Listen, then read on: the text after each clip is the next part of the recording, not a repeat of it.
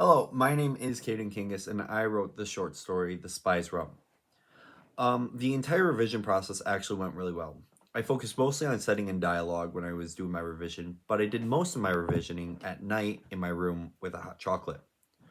The story review took 30 minutes, clarity editing took an hour, dialogue took 30 minutes, and the details took an hour and 30 minutes for a total of 3.5 hours.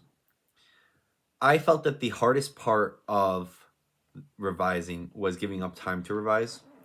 I do diamond art and I read, and so giving up time from those two to do this short to do the revision of the short story, though making it better, was definitely hard. However, the easiest part of this revision was making sure that I could set up the time frame and feel more in the moment, more there.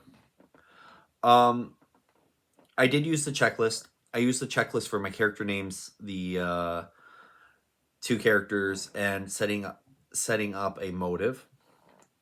But then I also felt that I needed to set the scene, and that was something else that there was that I missed. Silly me. Um, the revision of the characters and the dialogue went really well. I stood in front of a mirror, and as you see me do with my hands, I'm moving them around a lot, and I tried to feel natural when I said different words, see if it fit the character, whether or not it made sense, and so that is what I did with the revision of the characters and the dialogue. I try to put myself in the mind of the characters, how they would think, how they would act. Like the dance, the dance that's made for a man and a woman, and they're both guys and they're both doing the same dance together. And the first thing that's asked is, "Oh, how are we going to do this? We're both men." I was like, what would I do if I was in that situation? I'm dancing with someone and they put me in the female spot for a man and a woman dance, but I'm the man, you know? I'm a man. Lastly is the iceberg theory. Yes, I use the iceberg theory entirely.